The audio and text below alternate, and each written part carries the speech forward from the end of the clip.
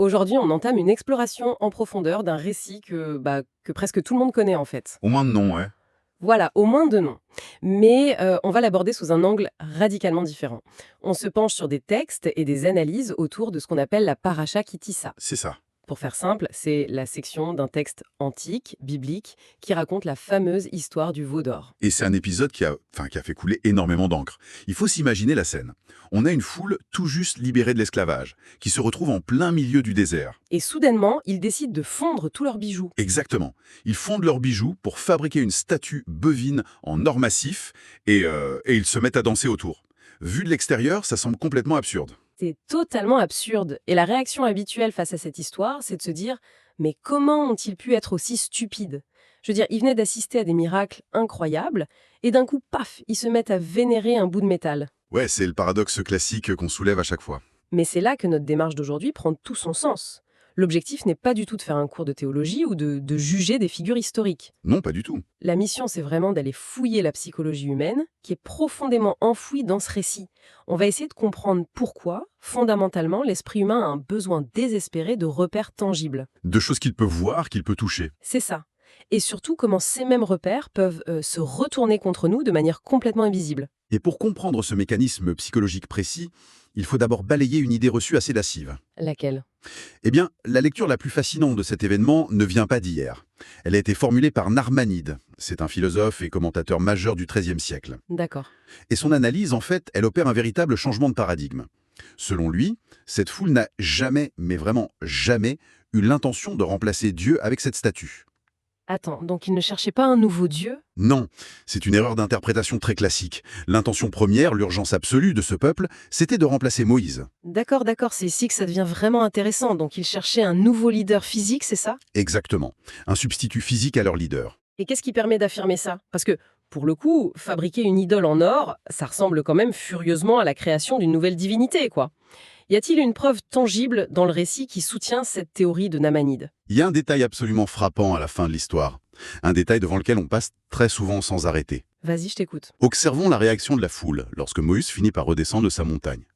Il voit la statue, il entre dans une colère noire et il détruit purement et simplement le veau d'or devant tout le monde. Ouais, il le réduit en poudre ? Il le réduit en poudre. Et que fait le peuple à cet instant précis ? Bah rien. Rien du tout. C'est le silence absolu. Il n'y a pas la moindre protestation, pas d'émeute. Personne ne se lève pour défendre cette statue ou pour attaquer Moïse. C'est vrai que, si on y réfléchit froidement, c'est complètement illogique. Je veux dire, si une foule entière est convaincue qu'un objet est son nouveau dieu, et que quelqu'un arrive pour détruire ce dieu sous leurs yeux, La réaction viscérale, c'est la violence. instinctivement oui. On l'a vu à travers toute l'histoire de l'humanité. Les guerres de religion s'allument pour beaucoup moins que ça. Les gens se battent jusqu'à la mort pour défendre leur divinité. Précisément. Et c'est pour ça que ce silence généralisé est la clé de toute l'énigme. Il prouve de manière indiscutable que cette statue n'était qu'un substitut temporaire. Une béquille, en fait. Une béquille psychologique fabriquée dans un moment de crise extrême. Le peuple savait parfaitement au fond de lui-même que ce veau en or n'avait aucun pouvoir divin. Donc, quand le véritable repère physique, Moïse. quand Moïse est revenu, la béquille n'avait plus aucune utilité. Voilà, donc personne n'a ressenti le besoin de la défendre. C'est vertigineux de voir les choses sous cet angle. Mais alors, ça soulève une autre question évidente. S'ils savaient que ce n'était qu'un bout de métal, pourquoi ils ont déployé une énergie aussi folle pour le construire ? Qu'est-ce qui pousse des milliers de personnes à avoir ce besoin maladif d'un objet physique au beau milieu du désert ? Eh bien, ça nous amène au cœur du problème, la difficulté extrême de l'abstraction. Ce qui est absolument fascinant ici, c'est la gymnastique cognitive que ça demande. C'est-à-dire ? Imaginez un concept pur, sans remettre à une force invisible, infinie et totalement abstraite. C'est épuisant pour le cerveau. Demandez à des êtres humains, surtout dans un environnement aussi hostile qu'un désert, de maintenir une dévotion constante envers quelque chose qu'ils ne peuvent ni voir, ni toucher, ni localiser dans l'espace. C'est presque impossible à long terme. L'esprit humain a horreur du vide. Il a viscéralement besoin d'un point d'ancrage. Donc chercher un lieu physique ou un objet pour matérialiser une idée abstraite, c'est pas une anomalie, c'est juste la façon dont notre cerveau est câblé. On a besoin de localiser les choses pour se rassurer. Tout à fait. Et c'est ce qui rend cette analyse de Narmanide si profondément humaine. Elle déculpabilise ce besoin initial. Chercher un point d'ancrage concret n'est pas une faille morale, c'est un instinct de survie émotionnel. Le problème en réalité ne vient pas du besoin lui-même, mais de la manière dont on y répond quand on panique. Et la panique, c'est très exactement ce qui s'est passé au pied de cette montagne. Ah, totalement. Il faut se remettre dans le contexte psychologique de ces gens. Pendant des mois, Moïse a joué le rôle parfait de ce point d'ancrage. Il était là, physiquement. Chose, la preuve physique, en chair et en os, que l'idéal abstrait était bien là, avec eux. Mais soudain, il monte sur la montagne et il disparaît. Les jours passent, les semaines passent. Le texte parle de 40 jours. Et quand la date limite qu'ils s'étaient fixée dans leur tête est dépassée et qu'il n'est toujours pas là, l'angoisse prend le dessus. L'absence inexpliquée du repère physique déclenche l'émotion la plus primale qui soit. Ce n'est pas une crise de foi théologique qu'il traverse, c'est une crise de panique aiguë. Une vraie crise d'angoisse collective. C'est ça. Ils sont perdus dans un environnement terrifiant, leur unique point de repère a disparu, et ils se retrouvent face au vertige de l'invisible. Le veau d'or n'est pas une nouvelle religion, c'est un sédatif psychologique administré en urgence pour calmer cette angoisse. C'est fascinant de voir à quel point la peur de l'abstrait peut nous faire agir de manière irrationnelle. Mais même si on comprend cette panique, il y a quand même eu une dérive massive, tu vois. Fabriquer un sédatif, d'accord, mais se prosterner devant, c'est autre chose. Comment on passe du besoin légitime d'un repère à ce qui ressemble quand même beaucoup à de l'idolâtrie pure et dure? Pour décortiquer cette transition, il faut se tourner vers un autre géant de la pensée classique. Maïmonide, un philosophe du XIIe siècle. Il a théorisé l'origine même de l'idolâtrie et son explication s'applique parfaitement ici. Que dit-il exactement? Maïmonide avance une idée brillante. Il explique que l'idolâtrie ne commence jamais par un rejet frontal, explicite ou conscient de l'idéal originel. Personne ne se lève un matin en disant « je rejette la vérité pour adorer un mensonge ». Ça commence de manière beaucoup plus subtile. Et exactement. C'est une pente glissante. L'égarement naît toujours d'un attachement qui devient excessif aux intermédiaires. Aux intermédiaires. Oui, un intermédiaire, c'est simplement le moyen physique qu'on utilise pour se connecter à l'objectif abstrait. Au début, on sait que l'objet n'est qu'un moyen. Mais très lentement, l'attention se déplace de l'objectif vers le moyen lui-même. Laisse-moi essayer de visualiser ça avec une situation de la vie courante. Vas-y. C'est un peu comme, disons que je suis passionné par l'astronomie. L'univers, les étoiles, l'infini, c'est magnifique, mais c'est beaucoup trop vaste, trop abstrait, trop loin pour que je puisse le saisir à l'œil nu. Logique. Alors j'achète une très belle longue vue. La longue vue, c'est mon intermédiaire. C'est l'outil tangible qui me permet de me connecter à mon grand idéal abstrait. C'est un excellent point de départ. La longue vue est strictement fonctionnelle à ce moment-là? Voilà. Sauf que petit à petit, je commence à m'attacher à la longue vue elle-même. Je me mets à admirer la qualité du laiton, je passe des heures à nettoyer les lentilles avec des chiffons spéciaux. Tu entretiens l'outil. Je commence même à rejoindre des forums sur Internet pour discuter uniquement des mécanismes de mise au point avec d'autres passionnés de longue vue. Et au bout de quelques mois, je me retrouve un soir, assise dans mon salon, les volets complètement fermés, en train de polir ma longue vue avec amour, en ayant totalement oublié d'aller regarder le ciel. L'outil a complètement vampirisé mon attention. J'ai oublié les étoiles. Ton analogie illustre parfaitement la mécanique décrite par Maïmonide. Une fois qu'on a saisi un point de focalisation matériel, il est dramatiquement facile d'oublier que ce n'était qu'un simple pont. Le point d'ancrage devient la destination finale. On finit par adorer la longue vue. C'est fou. Et la séquence des événements au Mont Sinaï raconte très exactement la même histoire, étape par étape. Comment ça se déroule chronologiquement dans le texte alors, si on suit cette idée de pente glissante? Tout commence avec une intention qui se veut noble. Quand les instigateurs proposent de fabriquer la statue, ils la présentent publiquement comme, je cite, « une fête pour Dieu ». Ah, donc ils le disent clairement au début. Oui, à ce stade initial, dans l'esprit de beaucoup, l'édifice n'est là que pour honorer le divin, pour avoir un endroit physique vers lequel diriger sa prière, puisque Moïse n'est plus là, c'est à longue vue pointé vers le ciel. D'accord, donc l'intention de départ est justifiée. On veut bien faire. Mais regardons la dégradation silencieuse qui s'opère. Si l'on relie cela à une perspective plus large, le texte montre un glissement sémantique et comportemental très rapide. C'est-à-dire? Le lendemain matin, l'objectif abstrait commence déjà à s'effacer. Ce qui a été annoncé solennellement comme « une fête pour Dieu » dégénère. La description finale de la scène se termine par cette phrase lourde de sens. « Ils se levèrent pour se divertir ». Ah oui, le contraste est brutal. On passe d'une cérémonie solennelle censée rassurer un peuple en détresse à une espèce de fête chaotique où la satisfaction personnelle a pris le pas sur tout le reste. C'est la caractéristique principale de cet effondrement intellectuel et spirituel. Il se fait sans aucun bruit. Chaque petit compromis, pris individuellement sur le moment, semble totalement raisonnable.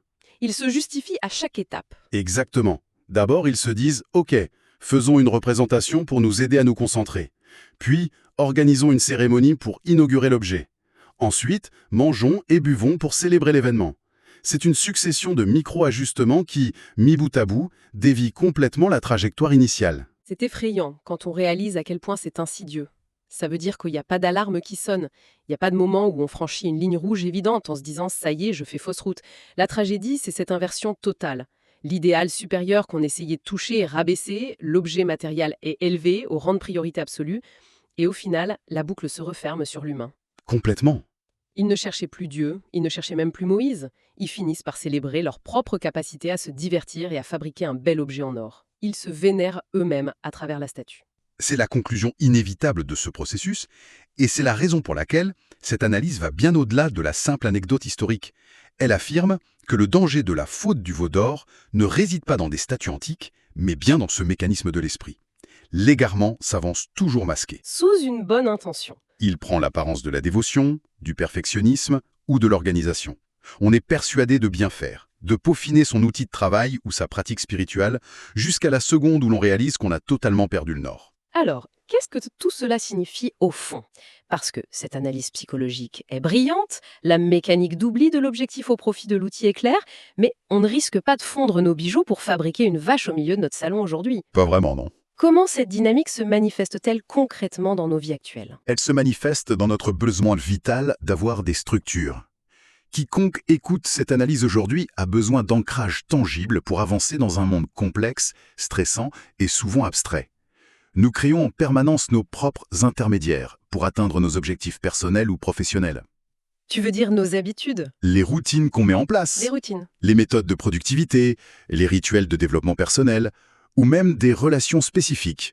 Prenons l'exemple d'une routine matinale. Oui, très bon exemple. À l'origine, l'idéal est abstrait. On veut être plus serein ou mieux accomplir son travail. C'est vague.